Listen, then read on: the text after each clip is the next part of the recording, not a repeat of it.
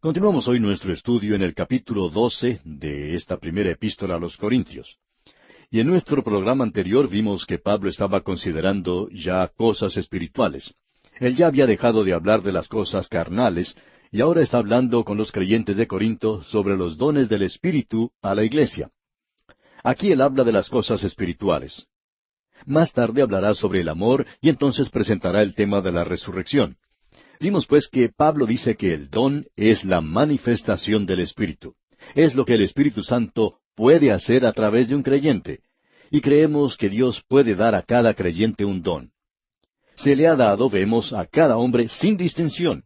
Usted quizá no tenga un talento para cantar o predicar o enseñar, pero usted tiene un don si es un hijo de Dios. Usted ha sido colocado en el cuerpo de creyentes y se le ha dado a cada hombre para provecho de la iglesia. Es para el beneficio y la edificación de la iglesia. Y Pablo vimos entonces que menciona unos pocos dones, comenzando con el don de la sabiduría. Y sabiduría, dijimos, quiere decir aquí perfección de la naturaleza interior de la verdad. No creemos que todos puedan entender la Biblia, por ejemplo. Esa es la razón por la cual todos necesitamos maestros. Y esto es debido a que no todos tienen ese don. Sabiduría, pues, es percepción de la naturaleza de la verdad de la palabra de Dios. El conocimiento quiere decir la investigación de la verdad. Y hay muchas personas que no tienen tiempo para investigar lo que la palabra de Dios dice y sacar de ella las cosas de valor. Por esa razón, el Señor ha encomendado a maestros para que ellos hagan la investigación y la compartan luego con los demás. Y este es precisamente nuestro ministerio. Luego vimos en el comienzo del versículo 9 que otro recibe fe por el mismo Espíritu. Y dijimos que la fe en las Escrituras es la substancia de las cosas que no se ven, y ese es un don que algunas personas tienen. Ahora, continuando con este versículo 9, leemos en su segunda parte, y a otro dones de sanidades por el mismo Espíritu. Eso quiere decir el poner las manos sobre otro y que esa persona sea sanada. Creemos que eso era, como veremos más adelante, un don que había sido dado a los apóstoles y a los hombres de Dios de esa temprana era, y no creemos que sea un don necesario para el día de hoy. Lo que sí creemos que debemos hacer en nuestros días es llevar a la persona enferma al gran médico directamente. No a un hombre o a una mujer en este mundo, sino llevar su caso al gran médico que es Dios. Amigo oyente, es en realidad una falta de fe el no hacer eso. Mostramos nuestra falta de fe cuando llevamos a un enfermo a una persona para que ponga sus manos sobre él. El Señor Jesucristo hizo eso cuando ellos no tenían mucha fe. Usted podrá recordar de un centurión que se acercó al Señor Jesús porque un siervo suyo estaba enfermo, y le dijo al Señor que él no era digno de que el Señor llegara a su hogar. Y el Señor Jesús ni siquiera tuvo que mirar al hombre enfermo, y éste fue sanado. Él no tuvo necesidad de hacer eso, porque dijo el Señor, os digo que ni aun en Israel he hallado tanta fe. Este hombre era realmente algo sobresaliente. Por tanto, en el día de hoy usted puede llevar sus problemas al gran médico. Creemos en la sanidad divina y también creemos que usted tiene que ir a Él, a Cristo, con su enfermedad. Veremos ahora algo sobre ciertos dones que eran privativos de cierta época, de cierta edad diferente. Creemos que el don que tuvo Martín Lutero, por ejemplo, no es necesario en nuestra época. Y los dones que nosotros tenemos hoy no eran necesarios para él entonces. Creemos que el Espíritu de Dios da dones para que el cuerpo de Cristo pueda sacar provecho, para que pueda funcionar en la era en que se encuentra. Vamos a apreciar eso a medida que avancemos en nuestro estudio. Veamos ahora lo que dice el versículo 10 de este capítulo 12 de la primera epístola a los Corintios. A otro, el hacer milagros. Eso quiere decir el hacer cosas sobrenaturales. Eso tuvo lugar, según pensamos, en la era apostólica, aun cuando en el día de hoy podemos ver grandes cosas. El Señor Jesucristo tiene cosas más grandes que estas. Cuando Él se encontraba en este mundo físicamente, Él decía una palabra y una persona se convertía, como la mujer samaritana, como Nicodemo, y no nos maravillamos de eso. Pero cuando yo soy el que dice esa palabra, o cuando lo dice usted y alguien se salva, entonces sí que podemos apreciar una obra mucho más grande. Avanzando con este versículo 10 leemos, a otro el hacer milagros, y continúa, a otro profecía. Ahora, la profecía quiere decir declarar la voluntad de Cristo, es decir, la palabra de Dios, predicar la palabra. Eso es lo que Pablo le dice a un joven predicador, y eso es lo que nosotros necesitamos hoy. Luego debemos confiar en Dios para que el Espíritu de Dios lo utilice. Y continúa diciendo Pablo en este mismo versículo 10, a otro, discernimiento de espíritus, es decir, el poder distinguir entre lo falso y lo verdadero. Yo estoy convencido que no tengo ese don. Creo haber sufrido abuso por parte de otras personas. He confiado en ciertas personas, confiando que ellas eran genuinas y en realidad ellas me han desilusionado mucho. He sido engañado por ellos. Y me he dado cuenta que eran mentirosos y deshonestos. Pero antes pensaba que eran personas maravillosas.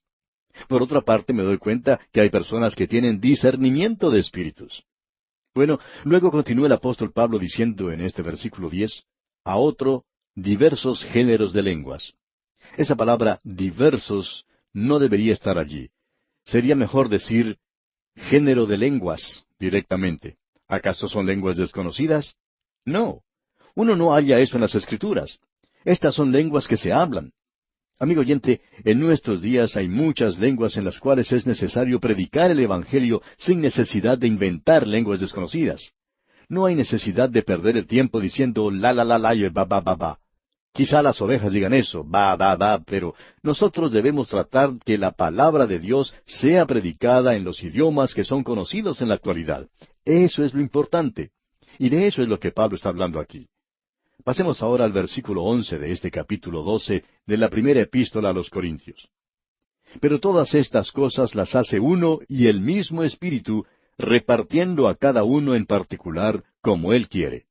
O sea que el Espíritu Santo es soberano en esto. No creemos que tenemos el derecho de desear o de orar pidiendo dones mejores. Y eso es lo que Pablo le está diciendo a los creyentes de Corinto. Todos ellos están en un nivel muy bajo, y él está tratando de elevarlos a un nivel espiritual, haciendo un esfuerzo por separarlos de esos movimientos de hablar en lenguas, que era lo que en realidad los estaba estorbando.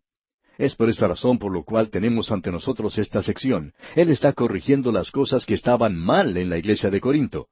Y esa iglesia estaba muy equivocada, amigo oyente, a pesar de lo que usted pueda pensar. Esa iglesia se había desviado mucho. Notemos ahora lo que dice en el versículo 12.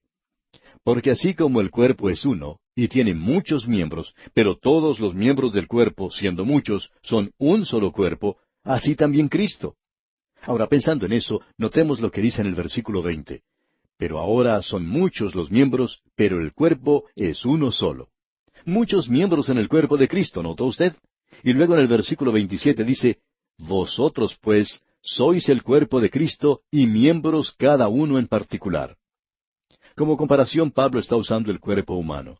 Un cuerpo, pero muchos miembros. Un Espíritu Santo dando diferentes dones a las personas. Ahora, el cuerpo humano tiene muchos miembros. Él lo está diciendo en el versículo 12. Él dice, porque así como el cuerpo es uno, y tiene muchos miembros. Y notemos en el versículo 14 que dice, además, el cuerpo no es un solo miembro, sino muchos. Y luego otra vez, como vimos en el versículo 27, vosotros pues sois el cuerpo de Cristo y miembros cada uno en particular. El cuerpo humano tiene muchos miembros, cientos, miles de miembros. En la iglesia, el cuerpo de Cristo, existen muchos dones. Hay cientos, probablemente miles de dones.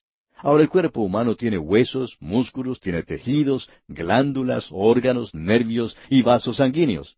Si yo me lastimo mi pie, por ejemplo, puedo ir al médico y preguntarle, ¿cuántos huesos hay en mi pie? Y él me dice que hay 27 huesos en cada pie. Yo le digo al médico que creo que me he lastimado todos los huesos del pie, pero él dice, no, usted se ha lastimado uno solo, eso es todo. Pero usted puede ver, amigo oyente, que cuando un miembro sufre, todos sufren. Por un hueso lesionado, duele todo el pie. Un médico explicó en cierta ocasión que cuando una persona debe permanecer parada por mucho tiempo, hay un miembro de su cuerpo que tiene mucha importancia. El orador piensa que puede ser la lengua, pero sin embargo, uno de los miembros más importantes es el dedo grande del pie. Porque si uno no tuviera ese dedo, sería casi imposible para esa persona estar parada por mucho tiempo. Pensando en eso, podemos decir que cuando una persona, un predicador, quiere ir a algún lugar, y un dedo del pie se revela, dice que no quiere ir y levanta uno de esos cartelones que están de moda en el día de hoy diciendo, yo no quiero ir. Yo he estado yendo contigo por muchos años y nunca se me ha prestado ninguna atención. La lengua, el rostro y el resto del cuerpo están a la vista, pero a mí nunca se me ve. ¿Por qué no se quita el zapato y las medias para que la gente pueda apreciar el dedo del pie alguna vez?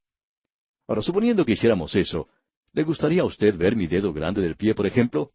Eso quizás no sea muy atractivo, amigo oyente. Sin embargo, es una parte importante del cuerpo. Hay muchos miembros en el cuerpo de Cristo. Hay algunos de ellos que no se los ve. Y si usted considera el asunto detenidamente, podrá darse cuenta que los miembros más importantes de las iglesias son hombres y mujeres que casi nunca se destacan públicamente. No son aquellos que siempre están ante el público, sino que son casi desconocidos. Alguien que ora, otro que tiene mucha fe, y esos son los que realmente llevan adelante a la iglesia. Ahora, ¿cómo llega uno a pertenecer al cuerpo de los creyentes? Bueno, veamos lo que dice aquí el versículo 13. Porque por un solo espíritu fuimos todos bautizados en un cuerpo, sean judíos o griegos, sean esclavos o libres, y a todos se nos dio a beber de un mismo espíritu. Ahora, ¿qué clase de bautismo es ese?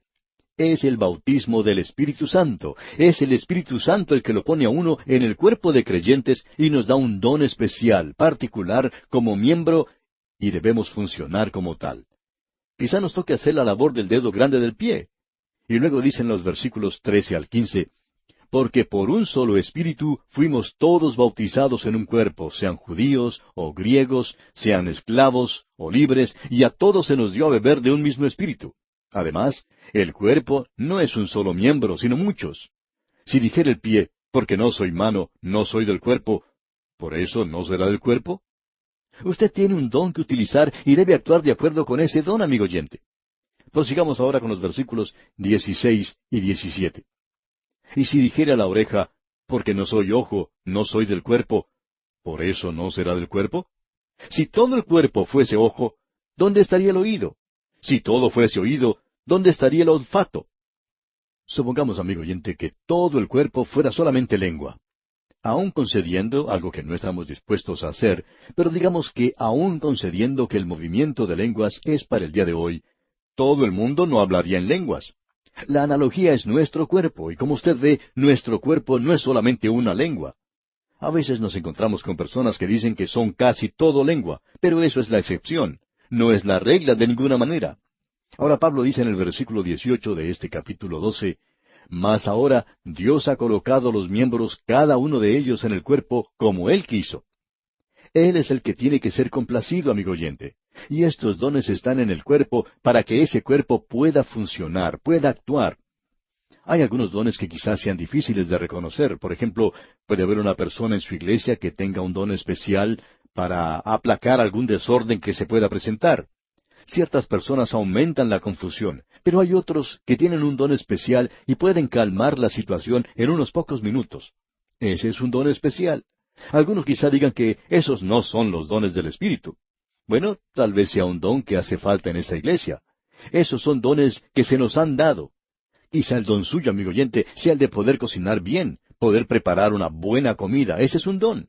Algunas personas tienen ese don. Ahora quizá alguien diga, yo no puedo creer eso. Bueno, permítanos demostrarle uno.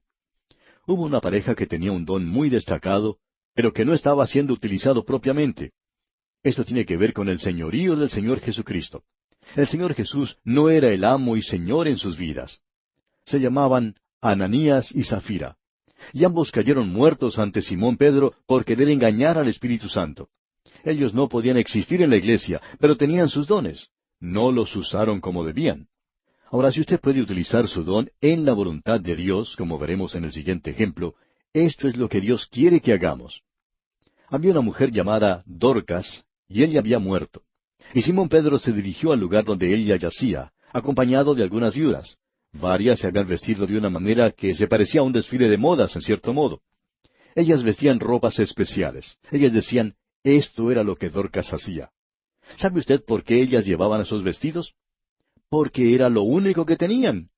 Dorcas era una persona muy importante en la iglesia primitiva. Y Simón Pedro la levantó de entre los muertos. Ella fue levantada de entre los muertos porque tenía un don, y ese don era muy importante. Dios no hizo resucitar a Simón Pedro de entre los muertos, sin embargo, él era un gran predicador, como vimos en el día de Pentecostés.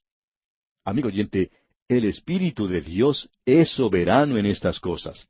Él es quien determina lo que es importante y lo que no tiene importancia. Si Dios le ha llamado a usted para que cocine o para que sea una costurera como Dorcas, Bueno, entonces simplemente se tiene que dedicar a eso porque ese es su don.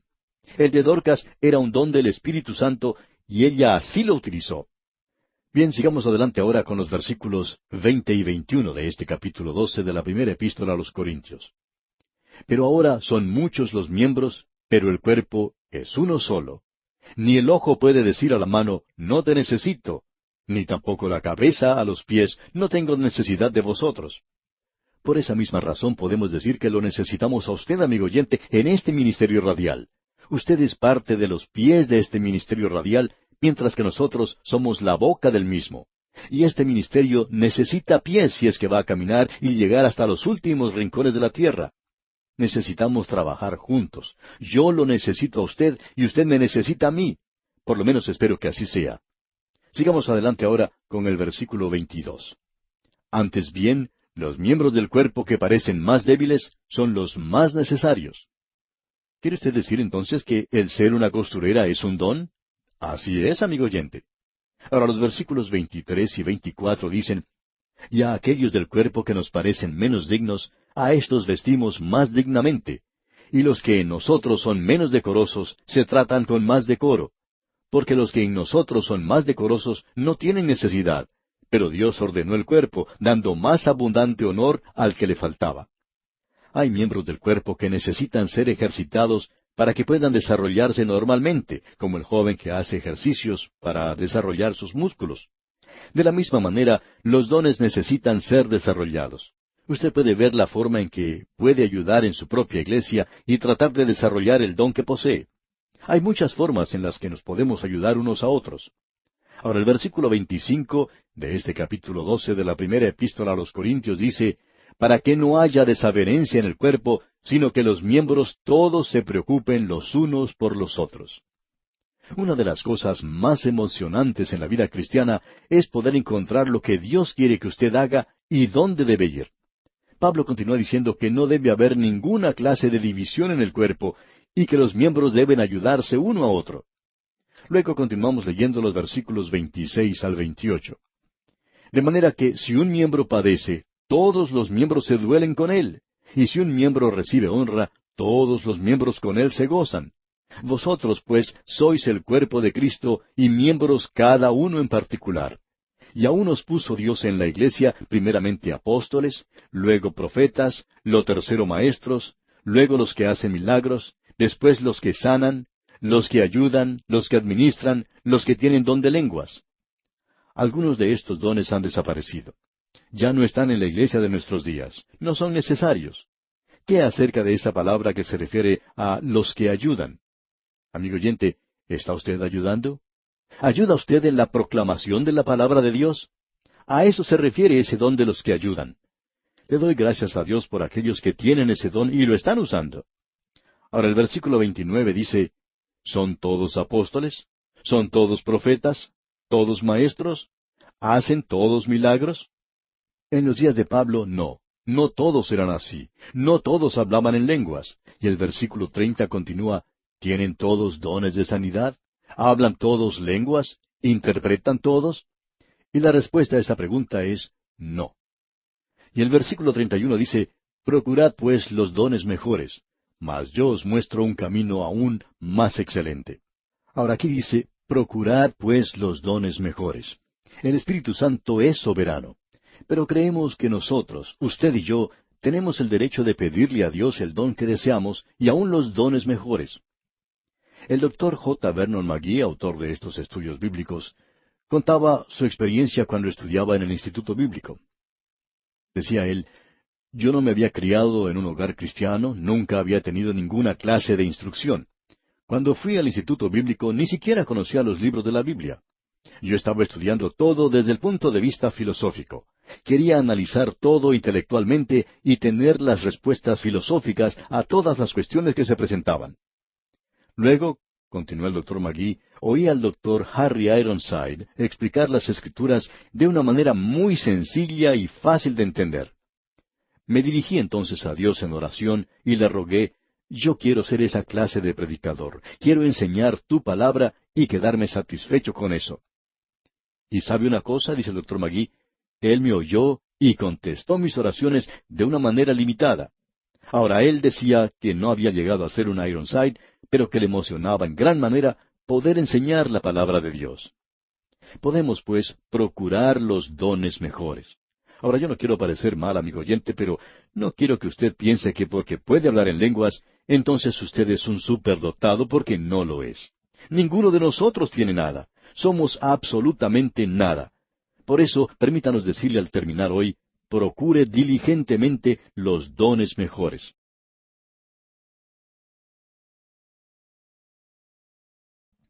En el día de hoy llegamos a este maravilloso capítulo 13 de la primera epístola a los Corintios. Y se encuentra en esta sección que hemos denominado la dádiva de los dones. Y en realidad lo que provocó esto es lo que Pablo dice en el último versículo del capítulo 12, donde él expresa, procurad pues los dones mejores, mas yo os muestro un camino aún más excelente. Nosotros debemos procurar los dones mejores. Creemos que tenemos el derecho de hacer eso y quisiéramos repetir algo que antes no tuvimos tiempo de explicar en el programa anterior. Usted recuerda que nos referimos al testimonio del Dr. J. Vernon McGee y que él cuenta que cuando él escuchó hablar al Dr. Ironside, y luego de haberse graduado de la universidad donde el énfasis se había puesto en lo intelectual y lo filosófico, dice que él estaba tratando de ser esa clase de predicador que usa ese estilo de predicación. Quería predicar de una manera muy elevada. Luego oyó al Dr. Ironside decir que había que poner las galletas en los lugares más bajos para que los niños las pudieran alcanzar.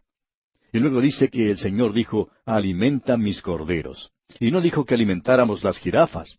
Así que el Dr. McGee le pidió a Dios en oración que le enseñara de una manera especial para que él pudiera enseñar de la misma manera como lo hacía el Dr. Ironside. Cuando el Dr. Ironside falleció, el Dr. Schaeffer, quien fue el fundador del Seminario Teológico de Dallas, le pidió al Dr. McGee que ocupara su lugar en el seminario. Cuando él escuchó eso, casi cuelga el teléfono de una manera muy ruda porque él no podía contestar muy claramente de la emoción, y se puso de rodillas frente a él y lloró y le dio gracias a Dios. Él le había pedido a Dios que le dejara enseñar de la misma manera que enseñaba el Dr. Ironside, y por lo menos dice que el maestro que él tenía pensaba que así lo hacía. Y creemos, amigo oyente, que nosotros tenemos el derecho de pedirle a Dios los dones mejores. No sabemos cómo lo hace usted, y queremos decir esto sin ofender a nadie, pero hay varias personas que han escrito diciendo, esperamos que usted reciba el bautismo del Espíritu Santo. Para su información, amigo oyente, ya lo hemos recibido. No como una experiencia extraordinaria o alguna cosa que podemos decir o hacer, sino que el Espíritu Santo nos ha colocado en este cuerpo de creyentes, y ese es el bautismo del Espíritu Santo. Luego otros han dicho, esperamos que usted pueda hablar en lenguas. Bueno, yo solo espero poder hablar bien este idioma castellano porque allí es donde está mi interés. Y por esa misma razón yo puedo decir que este don que Dios me ha dado es para el provecho, para el beneficio de la iglesia. Y es así como debe ser con usted, amigo oyente. Ahora Pablo dice que aún aparte del don, hay una manera en que ese don debe ser utilizado y eso es de suma importancia. Henry Drummond escribió hace varios años un ensayo literario titulado La cosa más grande de todo el mundo. Y es un pequeño libro basado en este capítulo 13 de la primera epístola a los Corintios. Hay personas que han tratado de explicar lo que se ha dado en llamar propiamente el capítulo de amor de la Biblia. Y podemos decir honestamente que quizá una o dos veces solamente hemos predicado sobre esto. Lo explicamos cuando nos encontramos en una situación como la presente, cuando estamos estudiando este capítulo. Pero hay algunos pasajes en la Biblia que están mucho más allá de nuestra comprensión y entendimiento. Este es uno de ellos, y también lo es Juan, capítulo 3, versículo 16. En este capítulo 13 de la primera epístola a los Corintios se utiliza la palabra amor, y esta viene de la palabra agape. Y usted aquí no tiene en realidad una definición del amor. Y si usted trata de definirlo, entonces llega a cometer una violación muy grave de este capítulo. Creemos que a veces las definiciones no definen, sino que destruyen. Usted puede tratar de definir una rosa y puede tratar de leer la definición de una rosa como la encuentra en un libro de botánica, por ejemplo. Pero allí no me dicen a mí lo que en realidad es una rosa, lo que yo percibo cuando veo una rosa. Quizá le ha tocado a usted que alguien le quiera contar lo que es un hermoso atardecer. Si usted puede observar un atardecer en una de las islas del Caribe, por ejemplo, puede verlo y emocionarse en realidad. Puede ver la luna cuando comienza a aparecer en el horizonte. Eso es algo maravilloso. Uno no puede menos que emocionarse cuando puede apreciar cosas así. Pero ellas no se pueden definir. Lo que tenemos en este capítulo no es una definición del amor, sino una muestra de lo que es. Debemos tratar con las formas de este capítulo si lo queremos entender. Vamos a tener que cometer uno de esos pecados imperdonables. Tenemos que hacer una división y eso es algo devastador. Pero antes quisiéramos decir que hay 3 palabras en el idioma griego que se traducen como amor. En primer lugar tenemos la palabra eros, que se usa para describir pasión, la lujuria. Se usa para Afrodita y Eros, y como nosotros los conocemos, para Venus y Cupido. Habla de lo que tiene que ver con el sexo, y esa es la palabra que debería utilizarse en el día de hoy. En ese sentido, no se presenta nunca en el Nuevo Testamento. Luego tenemos la palabra fileo, que quiere decir afecto. La encontramos en una palabra como Filadelfia y también como en filántropo. Amor de hombre, amor de hermano. Es el amor humano en una forma elevada, es algo noble. Y luego la palabra agape, que muestra el amor en su forma más elevada, y que en las Escrituras, en el Nuevo Testamento, habla del amor divino. Es un amor que no está en las emociones de uno, sino en la voluntad. El amor busca el objeto y es la definición de Dios en lo espiritual. Permítanos darle aquí un bosquejo de este capítulo, amigo oyente. Y debemos decir una vez más que esta es una violación de esta tremenda palabra, pero tenemos que hacerlo de alguna manera. En los primeros 3 versículos tenemos la preeminencia del amor. En los versículos 4 al 7 tenemos los privilegios del amor. Y en los versículos 8 al 13 vemos la permanencia del amor, o podemos decir la perpetuidad del amor. Podríamos dar también otra división. Tenemos el valor del amor, la virtud del amor y la victoria del amor. Notemos ahora que al comenzar en el capítulo 12 vimos la dádiva de los dones y ahora tenemos la energía de los dones. Y ellos se deben utilizar en amor. Pablo dice en el primer versículo de este capítulo 13 de su primera epístola a los Corintios, si yo hablase lenguas humanas y angélicas. Eso de angélico quiere decir una cosa elocuente, estamos seguros. Nunca hemos oído hablar a un ángel, pero pensamos que Pablo pudo haberlo hecho. Nos imaginamos que debe ser algo muy elocuente. Y continúa el apóstol diciendo en este primer versículo, y no tengo amor, vengo a ser como metal que resuena o címbalo que retiñe. No somos nada en este mundo, sino algo que hace ruido y nada más. Aquí vemos actuar las emociones del corazón. El doctor Sprague dijo, el idioma sin amor es un ruido sin melodía. Y el doctor Magee dice, parlotear sin caridad es un ruido sin alma. Usted puede cantar como un serafín, pero sin amor es absolutamente nada. El amor es lo que le da sentido, profundidad y realidad, y que hace que las cosas tengan significación. Notemos ahora el versículo 2. Y si tuviese profecía, y entendiese todos los misterios y toda ciencia, y si tuviese toda la fe de tal manera que trasladase los montes, y no tengo amor, nada soy. Esta es una acción del intelecto. En el versículo 1 vimos el corazón y aquí en el versículo 2 tenemos la mente. Esta es la mala condición en que se encuentra el fundamentalismo de nuestros días. Tenemos organizaciones que son más activas que un panal de abejas, pero les falta amor. Cuán trágico es ver esto en esos círculos. Muchas de las así llamadas iglesias conservadoras están llenas de chismes, amargura y odio. Eso es algo terrible, amigo oyente. Permítanos decir que en situaciones como estas, el amor no tiene ninguna actividad. Luego vemos el tercer punto que Pablo presenta aquí en el versículo 3 y dice, y si repartiese todos mis bienes para dar de comer a los pobres, y si entregase mi cuerpo para ser quemado, y no tengo amor, de nada me sirve. Este es un acto de la voluntad. En el versículo 1 tuvimos el corazón. En el versículo 2 tuvimos la mente. Y aquí en el versículo 3 tenemos la voluntad. El amor es un fruto del Espíritu Santo y debemos desear ansiosamente los mejores dones. Pero ellos deben ser usados en amor. Y solo el Espíritu de Dios puede hacer eso. Permítanos mostrarle una forma cómo se puede observar esto. Usted puede escribir en un pizarrón o en un pedazo de papel una lista de ceros. El primer cero representa la elocuencia. El segundo, la profecía. El tercero, el entendimiento. El cuarto, el conocimiento. El quinto, la fe. El sexto, el dar. El séptimo, el sacrificio. Todos estos son nada más que ceros. O sea, son absolutamente nada. Ahora un cero o 7 ceros son nada. Pero si usted coloca un uno a la izquierda, entonces sí que tiene algo de valor. Usted puede apreciar entonces que cuando usted pone amor, y amor es un acto, la acción de la voluntad, amigo oyente, entonces todo cambia. Y eso es lo que debemos notar. Hemos visto la preeminencia del amor. Ahora llegamos a los privilegios del amor, comenzando aquí con el versículo 4. Leamos.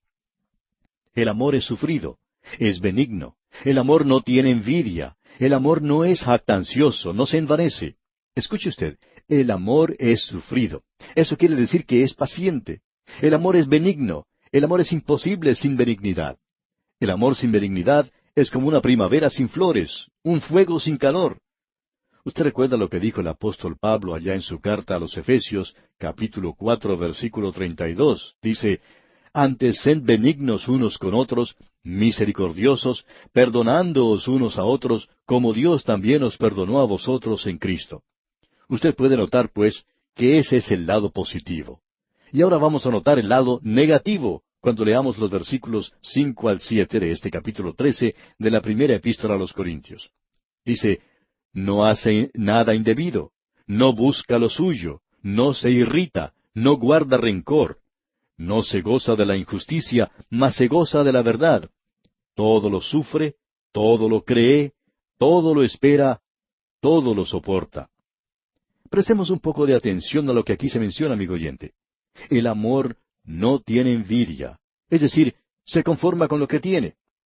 Usted ya se ha dado cuenta que la vida en el día de hoy está llena de cosas que no son iguales. Quizá usted pueda pensar en alguna persona que es muy rica y nos encontramos con muchos creyentes que dicen, ¿por qué Dios bendice a esa persona con tanta riqueza y no me da algo a mí? Bueno, el amor reconoce eso, que hay cosas que son desiguales y las acepta. Se muestra satisfecho con lo que tiene. Envidia. La primera muerte en el mundo fue causada por la envidia precisamente.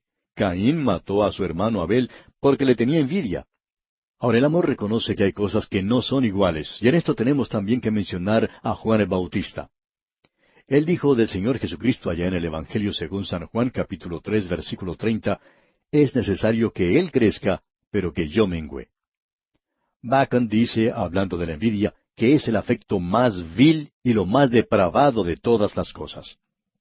Tenemos un buen ejemplo de un hombre que amó a otro y que nunca lo envidió. Ese fue Jonatán. Él nunca le tuvo envidia a David. Ahora leemos aquí que el amor no es jactancioso, o sea que no hace alarde ni ostentación de sí mismo. Hay cierta vulgaridad en cuanto a la jactancia. En cierta oportunidad un predicador se levantó en una conferencia y dijo, yo quiero que ustedes sepan que yo no tengo estudios avanzados como un ministro. Soy un ministro ignorante y estoy orgulloso de ello. Uno de los ancianos que allí estaban se levantó y le contestó, joven, veo que usted tiene mucho de qué estar orgulloso, pero quiero decirle que es peligroso jactarse aún de su propia ignorancia. Ahora dice aquí el resto de este versículo, el amor no se envanece. Quiere decir que no está lleno de aire, que no está viajando en el aire, que no está inflado. Usted sabe lo que es viajar en un automóvil y que uno de los neumáticos pierde el aire. Hay muchos de esos entre los seres humanos que son creyentes y están inflados. Y créanos, amigo oyente, que cuando uno deja salir el aire, no queda nada porque nunca hubo nada. Ahora también leemos que el amor no es indecoroso. Quiere decir que no es algo peculiar. Usted sabe que se nos ha dicho que nosotros los creyentes somos personas escogidas, algo especial, pero que no debemos actuar de una manera diferente. Quiere decir que nosotros debemos hacer uso de la cortesía hoy, no debemos ser rudos, no debemos actuar como personas extrañas. En nuestros días tenemos mucho de lo que se considera religión sin amor. Tenemos demasiado de eso y no lo deberíamos tener en realidad. Ahora continuamos leyendo que el amor no busca lo suyo. Es decir, que trata de averiguar sobre los motivos. ¿Por qué estoy haciendo esto? ¿Por qué está usted haciendo lo que hace? ¿Lo está haciendo por amor a Cristo? Eso es lo importante. Ese es el secreto de nuestro servicio.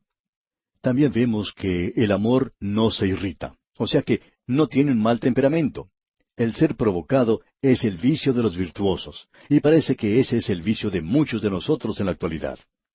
Ahora vemos también que el amor no guarda rencor. Hay muchos creyentes a quienes les gusta echar mucha tierra sobre otros, y son muy sugestivos en la manera en que dicen algunas cosas.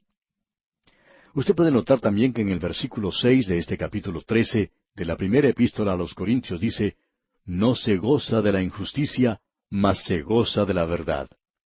¿Qué es lo que alegra su corazón, amigo oyente? ¿Lo malo o lo bueno? Debería ser lo bueno.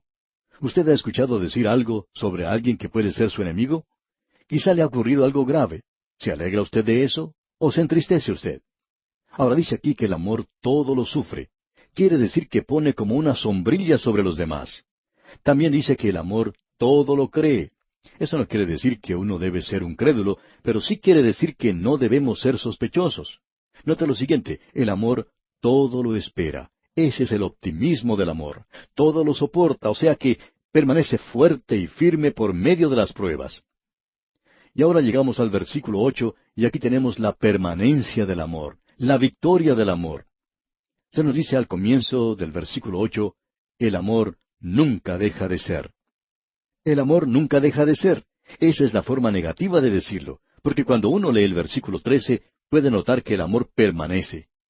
Todo ese versículo dice, y ahora permanecen la fe, la esperanza y el amor, estos tres, pero el mayor de ellos es el amor. O sea que el amor permanece. Y aquí se nos habla entonces de la permanencia del amor. Elizabeth Barrett Browning escribió un poema que tituló He amado a alguien. Ella dice allí en parte, ellos nunca amaron los que creyeron que amaron una vez. Y luego en otra parte dice, el amor mira más allá de los límites del tiempo y del espacio. El amor toma a la eternidad en estrecho abrazo. Usted puede apreciar que el amor no muere. El amor nunca es vencido, nunca se desilusiona, no sufre frustraciones. Sin embargo, podemos ver que el amor, que es simplemente una pasión, se quema rápidamente como paja y pronto es consumido. Esa es una de las razones por las cuales hay tantos divorcios en el día de hoy. No era en realidad amor, ese amor que mantiene a dos corazones unidos. Ese amor es eterno, es permanente. El amor de Dios es algo permanente y es maravilloso poder pensar en eso.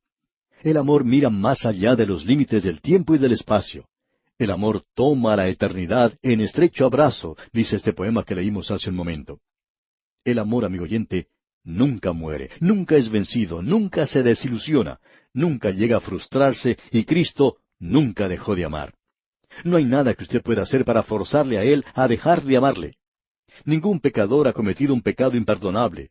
Puede estar en una condición de incredulidad, pero Él le ama. Usted no puede evitar que Cristo le ame, amigo oyente. Usted puede escaparse de la lluvia, pero no puede evitar que siga lloviendo. Es malo decir a los niños, si tú haces eso, Dios no te amará, porque Dios nos ama a pesar de lo que nosotros somos. Y qué maravilloso es saber que Dios nos ama. Notemos ahora lo que Pablo dice en cuanto a esto. Leamos una vez más este versículo 8 del capítulo 13 de la primera epístola a los Corintios. El amor nunca deja de ser, pero las profecías se acabarán, es decir, serán cumplidas, y cesarán las lenguas. Ellas se acabarán, amigo oyente, se detendrán. Eso es lo que Pablo dice, no lo estoy inventando yo. Y la ciencia acabará. ¿Cómo puede ser eso? Por ejemplo, la ciencia de unos 10 o 15 años atrás es algo que ya pertenece a la historia. Hay una nueva ciencia en la actualidad. Usted puede apreciar entonces que el conocimiento se acabará. Es algo progresivo. Notemos ahora lo siguiente en los versículos 9 y 10. Porque en parte conocemos y en parte profetizamos, mas cuando venga lo perfecto, entonces lo que es en parte se acabará. Ahora Pablo dice en los versículos 11 y 12, cuando yo era niño, hablaba como niño, pensaba como niño, juzgaba como niño. Mas cuando ya fui hombre, dejé lo que era de niño. Ahora vemos por espejo oscuramente, mas entonces veremos cara a cara. Ahora conozco en parte, pero entonces conoceré como fui conocido. Muchas personas dicen, ¿podré conocer a los que amo cuando esté en el cielo? Por supuesto que sí, amigo oyente. Y usted puede preguntar, ¿en qué basa uno eso? Hemos leído que ahora vemos por espejo oscuramente. Usted nunca ha podido verme a mí realmente. Muchos de ustedes nunca me han visto. Algunos quizá digan, sí, yo lo he visto. No, usted solamente vio algo vestido con ropa de la cual se distinguían un par de manos y una cabeza, pero usted no me vio a mí. Yo nunca lo he visto a usted porque nosotros observamos por espejo, oscuramente. Mas entonces veremos cara a cara. Ahora conozco en parte, pero entonces conoceré como fui conocido. Alguien le preguntó en una ocasión al doctor G. Campbell Morgan, ¿usted cree que conoceremos a nuestros seres queridos en el cielo? Y el doctor Morgan, de manera flemática, le contestó, no creo que seré más tonto en el cielo de lo que soy en la tierra, y aquí conozco a mis seres queridos. Ahora tenemos el último versículo de este capítulo. Dice el versículo 13 de esta primera carta a los Corintios, capítulo 13, y ahora permanecen la fe, la esperanza y el amor. Estos tres, pero el mayor de ellos es el amor. El objeto de la fe se cumplirá, la esperanza se realizará. Por tanto, no habrá más esperanza, desaparecerá. Tampoco habrá necesidad de la fe. Pero el amor, amigo oyente, permanecerá. El mayor de ellos, dice aquí, es el amor. Todas estas son grandes palabras, palabras de gran envergadura. Fe, esperanza y amor.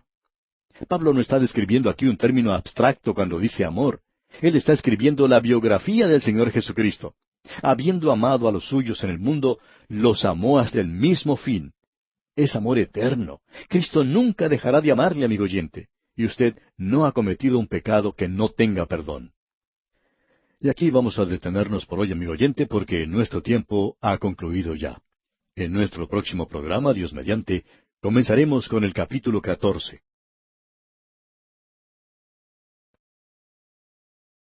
Continuamos hoy nuestro estudio de esta primera epístola del apóstol Pablo a los Corintios. Nos encontramos en una sección que trata de los dones espirituales. En el capítulo 12 vimos la dádiva de los dones. Los dones fueron dados para mantener la unidad de la iglesia con diversidad de dones.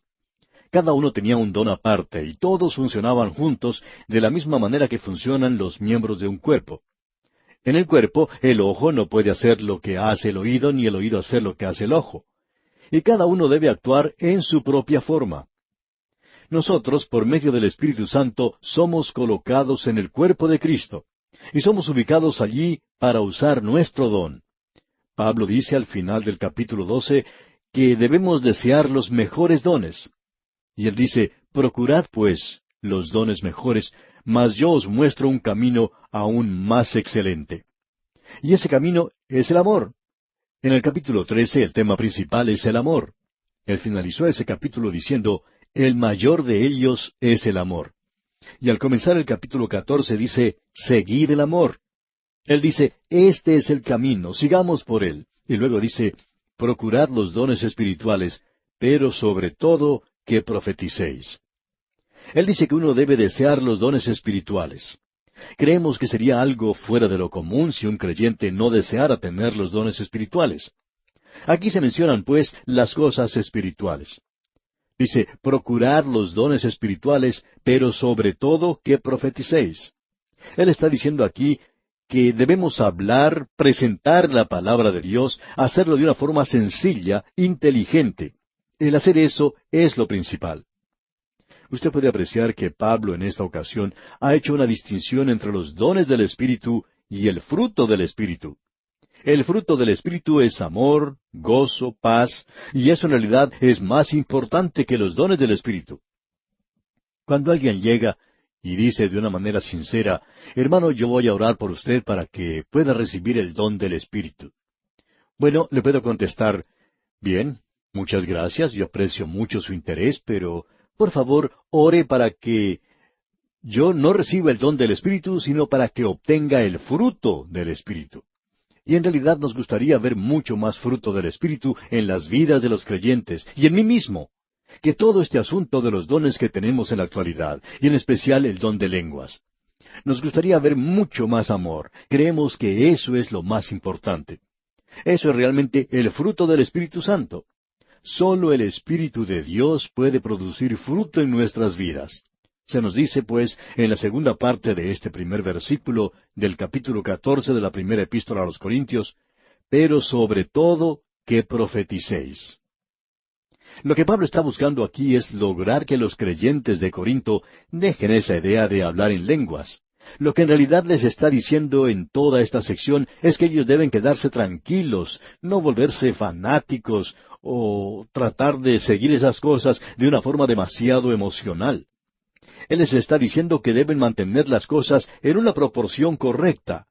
Él dice en el capítulo 13, el capítulo anterior, versículo 8, el amor nunca deja de ser, pero las profecías se acabarán y cesarán las lenguas y la ciencia acabará. Lo que él está diciendo de las lenguas es que acabarán, que terminarán, y eso es lo que muchas personas no comprenden todavía. No alcanzan a entender lo que Pablo está diciendo aquí. Pablo dice claramente, y cesarán las lenguas, es decir, terminarán. El doctor A. T. Robertson, un comentarista bíblico, en cierta ocasión dijo lo siguiente: de todos los dones, las lenguas parecen haber cesado primero. Y Crisóstomo, uno de los primeros padres de la Iglesia, dijo, todo este pasaje es bastante oscuro, pero esa oscuridad es producto de nuestra propia ignorancia de los hechos descritos aquí, y que aunque eran familiares para las personas a las que se estaba dirigiendo el apóstol Pablo, habían dejado de ocurrir. Eso es lo que necesitamos entender, amigo oyente. Una de las cosas que debemos tener en mente al entrar en esta sección es que el Señor Jesucristo nunca habló en lenguas. Los apóstoles, después de Pentecostés, no hablaron en lenguas. No existe una información histórica de Pablo hablando en lenguas, aunque él mismo reconoce que en ciertas ocasiones hablaba de esa forma. En el versículo 18 él dice, doy gracias a Dios que hablo en lenguas más que todos vosotros. Ahora no se trata de una lengua desconocida. Uno no se da cuenta de la importancia de todo esto hasta cuando puede visitar Turquía. Cuando Pablo hablaba a las 7 iglesias que estaban en ese lugar, él obviamente les dirigía la palabra en el idioma que ellos usaban. Cuando uno viaja por el interior del país, hacia Anatolia, puede darse cuenta que desde la ciudad de Tarso, cuando él viajaba por cientos de kilómetros, él encontraba muchísimas tribus y que todas ellas tenían un idioma diferente. Siempre nos hemos preguntado, ¿cómo hacía Pablo para poder hablarles? Bueno, él lo hacía de la misma manera en que los discípulos hablaron en diferentes idiomas en el día de Pentecostés. Cada persona, dice, los oyó hablar en su propia lengua. Pablo dice, si usted quiere lenguas, vaya al campo misionero y comience a hablar en el idioma de las gentes de esos países. En el día de hoy, Dios ha preparado algunas organizaciones como Wycliffe, por ejemplo, el Instituto Lingüístico de Verano, y otros que están traduciendo la Biblia a todos los idiomas conocidos. Y ese, amigo oyente, es uno de los grandes movimientos de lenguas que conocemos. Pablo fue arrebatado hasta el tercer cielo, y él dice que allí oyó palabras inefables que no le es dado al hombre expresar. Ahora no creemos que esas palabras fueran palabras desconocidas, sino palabras que a él no le era permitido hablar. El hablar en lenguas no es una cosa llena de éxtasis, de un lenguaje misterioso o algo por el estilo. Las lenguas eran un idioma extranjero como lo fue en el día de Pentecostés. Y esa es la guía que debemos seguir nosotros. Aquí tenemos, pues, la extensión del capítulo del amor. Dicen los versículos 1 y 2 de este capítulo 14 de la primera carta a los Corintios, y vamos a leerlos una vez más. Seguid el amor, y procurad los dones espirituales, pero sobre todo que profeticéis. Porque el que habla en lenguas no habla a los hombres sino a Dios, pues nadie le entiende, aunque por el Espíritu habla misterios. Allí nadie puede entender lo que está diciendo. Por tanto, él no tiene que hablar en una lengua que los hombres no entiendan. No tiene que hacer eso si no hay alguien que pueda interpretar, traducir lo que dice. Y ya veremos eso más adelante. Tiene que haber alguien que pueda interpretar. Vemos que aquí él está dando un énfasis especial a 3 dones mencionados en este capítulo: la profecía, las lenguas y la interpretación de las lenguas. ¿Ha notado usted, amigo oyente, que en la Biblia se menciona muy poco este asunto de las lenguas, con excepción de estos 3 capítulos que tenemos aquí? En el día de Pentecostés, y eso ya lo hemos visto, cada hombre hablaba en una lengua en que podía ser entendido. También ocurrió en el hogar de Cornelio, y eso lo vemos allá en el capítulo 10 del libro de los Hechos, y también en el capítulo 19 de los Hechos, cuando Pablo llegó a Éfeso. Podemos ver, por tanto, que las lenguas fueron usadas en la institución de la dispensación de la gracia. Y cada vez que fue utilizada, fue usada en relación con eso. Tenemos el día de Pentecostés, cuando fue dado a la nación de Israel. En el hogar de Cornelio fue en la presentación del Evangelio a los gentiles. Y luego en Éfeso lo tenemos cuando está dirigido a todo el resto del mundo. Es por eso que tenemos estas tres instancias. Notemos ahora que Pablo dice en el versículo 3, pero el que profetiza habla a los hombres para edificación, exhortación y consolación. Pablo está enfatizando aquí el don de la profecía. Él está diciendo, no sigamos las cosas que son de nuestro gusto. La gente lo estaba disfrutando en Corinto. Y él dice que cuando uno está hablando o enseñando la palabra de Dios, es para edificación, para exhortación, para consolación. Luego él dice en el versículo 4, el que habla en lengua extraña, a sí mismo se edifica, pero el que profetiza, edifica a la iglesia. Podemos apreciar entonces que cuando uno habla en lenguas, es algo que es usado por una persona de manera egoísta. Pero cuando uno profetiza, cuando uno enseña, está edificando a la iglesia.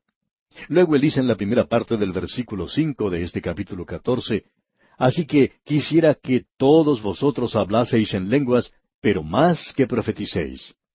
Ahora lo importante no es una reunión donde se hable en lenguas, sino donde se está llevando a cabo un estudio bíblico. Y Pablo dice algo más en la segunda parte del versículo 5. Dice, porque mayor es el que profetiza que el que habla en lenguas, a no ser que las interprete, para que la iglesia reciba edificación. Debemos prestar atención a algo que en el día de hoy no se está enfatizando, y es que nadie debería hablar en lenguas si no hubiera allí una persona capaz de interpretar. Y leemos en el versículo 6 de este capítulo 14 de la primera epístola a los Corintios, ahora pues, hermanos, si yo voy a vosotros hablando en lenguas, ¿qué os aprovechará si no os hablare con revelación, o con ciencia, o con profecía, o con doctrina? Pablo está diciendo, si lo que digo yo no tiene ningún sentido, ¿para qué quiero venir? Y continúa en el versículo 7 diciendo, ciertamente las cosas inanimadas que producen sonidos, como la flauta o la cítara, si no dieren distinción de voces, ¿cómo se sabrá lo que se toca con la flauta o con la cítara? Si yo pudiera entender música, quizás podría llegar a ser un gran músico. Pero aún un instrumento que no tiene ninguna vida en sí, tiene que tener sentido en este mundo. Ahora, en el versículo 8, Pablo dice, y si la trompeta diere sonido incierto, ¿quién se preparará para la batalla? En el día de hoy debemos tener una presentación clara del Evangelio. Eso es muy importante. Y Pablo dice en el versículo 9, así también vosotros, si por la lengua no diereis palabra bien comprensible, ¿cómo se entenderá lo que decís? Porque hablaréis al aire. Pablo está diciendo, salgamos ya de este asunto. Comencemos a hacer las cosas que tienen buen sentido. Y continúa en los versículos 10 y 11 diciendo, tantas clases de idiomas hay seguramente en el mundo, y ninguno de ellos carece de significado. Pero si yo ignoro el valor de las palabras, seré como extranjero para el que habla, y el que habla será como extranjero para mí. Y usted, amigo oyente, no quiere ser como extranjero si usted es misionero. Usted quiere decir las cosas de una manera tal que las personas que le escuchan le entiendan. Y leemos ahora en el versículo 12, así también vosotros, pues que anheláis dones espirituales, procurad abundar en ellos para edificación de la iglesia. Lo que nosotros debemos preguntarnos es, ¿edifica esto a la iglesia? ¿Estamos ayudando a la edificación de los creyentes? Y leemos luego en el versículo 13 de este capítulo 14 de la primera epístola a los Corintios, por lo cual, el que habla en lengua extraña, pide en oración poder interpretarla. Si él no lo puede interpretar, entonces debería conseguir alguna otra persona que tenga ese don. Y leemos en el versículo 14, porque si yo oro en lengua desconocida, mi espíritu ora, pero mi entendimiento queda sin fruto. Esta es la respuesta para aquellos que dicen que esto sirve para las devociones privadas de uno. Eso no tiene sentido, amigo oyente. No nos diga que recibe una ayuda espiritual de eso, porque si lo hace es algo simplemente psicológico. No puede ser del Espíritu Santo. Pablo está diciendo eso. Su entendimiento, dice, queda sin fruto. Y Pablo continúa con los versículos 15 y 16 exponiendo, ¿qué pues? Oraré con el Espíritu, pero oraré también con el entendimiento. Cantaré con el Espíritu, pero cantaré también con el entendimiento. Porque si bendices solo con el Espíritu, el que ocupa lugar de simple oyente, ¿cómo dirá el amén a tu acción de gracias? pues no sabe lo que has dicho. En otras palabras, debemos decir algo a lo cual las demás personas puedan decir amén. Y en los versículos 17 y 18 continúa Pablo su exposición, porque tú a la verdad bien das gracias, pero el otro no es edificado. Doy gracias a Dios que hablo en lenguas más que todos vosotros. Creemos que lo que Pablo está diciendo aquí es que él, como misionero, había hablado en prácticamente una docena de lenguas diferentes, y eso quizás se podría multiplicar por 4 o por 5. Luego él dice en el versículo 19, pero en la iglesia prefiero hablar 5 palabras con mi entendimiento para enseñar también a otros que 10,000 palabras en lengua desconocida. Pablo está diciendo, cuando yo voy al campo misionero y voy a alguna tribu, no entiendo su idioma, y los de la tribu no me entienden a mí. Entonces hablo en una lengua, eso tiene sentido para ellos, pero no para mí. Pero cuando yo voy a una iglesia donde hay creyentes y ambos hablamos el mismo idioma, yo quiero hablar de una manera que todos nos podamos entender. Él dice, hermanos, no seáis niños en el modo de pensar. Pablo está poniendo el dedo sobre la llaga en lo que concierne a los creyentes de Corinto. Él les dice, ustedes son carnales, son realmente niños en Cristo. Y prosigue Pablo en los versículos 20 y 21 de este capítulo 14 de la primera carta a los Corintios, hermanos, no seáis niños en el modo de pensar, sino sed niños en la malicia, pero maduros en el modo de pensar. En la ley está escrito, en otras lenguas y con otros labios hablaré a este pueblo, y ni aun así me oirán, dice el Señor. Podemos ver aquí que él quiere decir que es un lenguaje que se entiende. Yo hablaré a otras gentes en su lengua. Y dice el apóstol en el versículo 22, así que las lenguas son por señal no a los creyentes, sino a los incrédulos, pero la profecía no a los incrédulos, sino a los creyentes. Lo que él está diciendo sencillamente es esto. Cuando yo salí al campo misionero, por ejemplo, a la ciudad de Antioquía, la gente en ese lugar hablaba en un idioma diferente. Y Pablo dice, yo hablé con ellos en su propio idioma. Por tanto, ellos creyeron, porque les hablaba en una lengua que comprendían. Cuando me encontré con las personas de Antioquía aquí en Israel, yo hablo el idioma que conozco y que todos comprenden. Por tanto, estoy profetizando, es decir, enseñando la palabra de Dios. Y luego él dice en el versículo 23, si pues toda la iglesia se reúne en un solo lugar, y todos hablan en lenguas, y entran indoctos o incrédulos, ¿no dirán que estáis locos?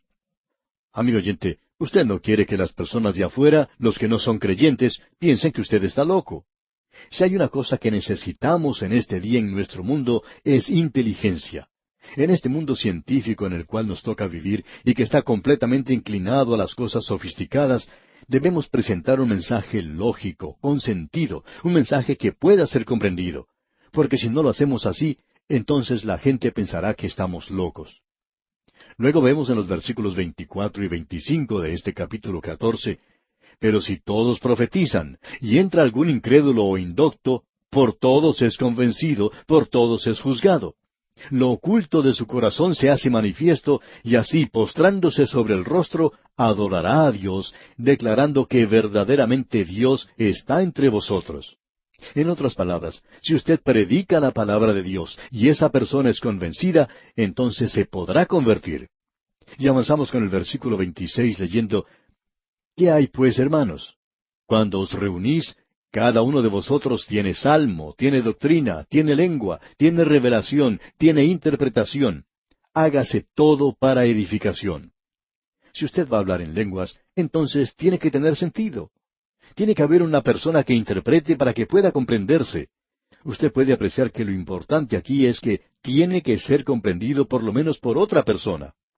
Ahora el versículo 27 dice, si habla alguno en lengua extraña, sea esto por 2, o a lo más 3, y por turno, y uno interprete.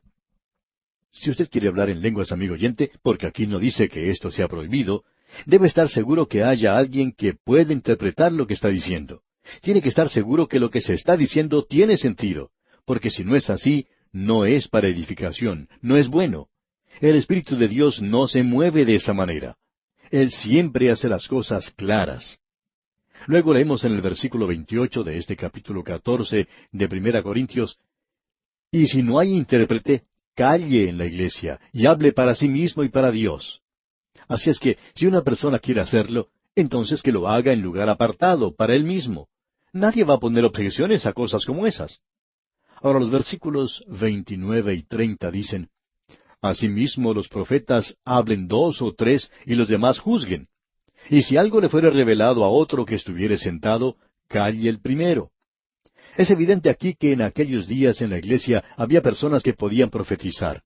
Las hijas de Agabo, por ejemplo, y también había otros. En el día de hoy no los tenemos. Aún los del servicio meteorológico no pueden predecir bien el estado del tiempo para mañana. Continuemos ahora con el versículo 31.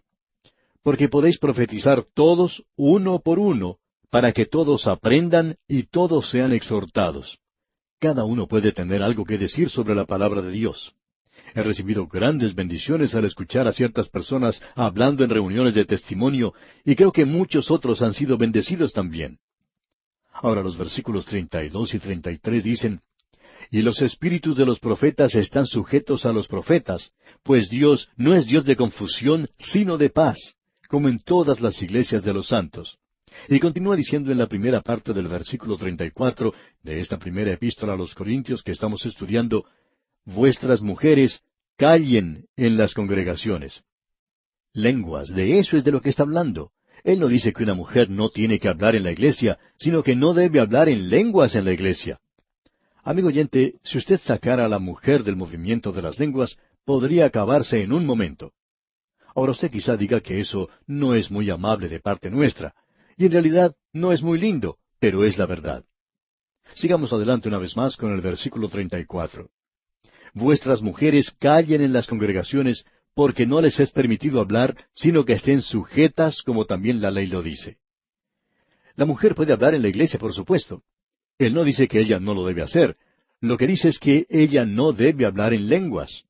Ahora el versículo 35 dice, Y si quieren aprender algo, pregunten en casa a sus maridos, porque es indecoroso que una mujer hable en la congregación, es decir, en lenguas. Ahora el versículo 36 dice, ¿Acaso ha salido de vosotros la palabra de Dios? ¿O solo a vosotros ha llegado? La respuesta a eso es que ha llegado a nosotros también. Leamos ahora el versículo 37. Si alguno se cree profeta o espiritual, reconozca que lo que os escribo son mandamientos del Señor. Esa es la verdadera prueba, amigo oyente. Si una persona en nuestros días dice que es profeta o que es espiritual, que él puede hablar en lenguas, entonces que reconozca que lo que Pablo está diciendo aquí son mandamientos del Señor. Y el versículo 38 dice, Mas el que ignora, ignore. Y llegamos ahora al versículo 39. Leemos, Así que, hermanos, procurad profetizar y no impidáis el hablar en lenguas. No lo vamos a prohibir, amigo oyente, pero debe ser llevado a cabo de acuerdo a lo que Pablo está diciendo aquí. Así que, hermanos, procurad profetizar. Ahora él nos está diciendo que debemos desear los mejores dones. Evidentemente, el enseñar la palabra de Dios es uno de los mejores y le damos gracias a Dios por esto. Y concluye el apóstol diciendo en el versículo 40, Pero hágase todo decentemente y con orden. Ese es un gran principio, amigo oyente. Muchos de los servicios en que se hace énfasis en esto de hablar en lenguas, debemos decir que desafortunadamente no tienen ni rima ni razón en todo el servicio. Todo es una confusión, ni siquiera una confusión organizada, sino una lamentable y triste confusión. Pablo dice que esta no es la manera en que se deben llevar a cabo las cosas de Dios, sino que todo debe hacerse decentemente y con orden. Y esto nos trae al final de esta sección de la primera epístola a los Corintios. Si usted, amigo oyente, no está de acuerdo con nosotros, esperamos que no vaya a romper su comunión con nosotros, sino que escudriñará esta Escritura. Si estamos equivocados, por favor, ore por nosotros, y nosotros oraremos también por usted. Y aquí vamos a detenernos por hoy.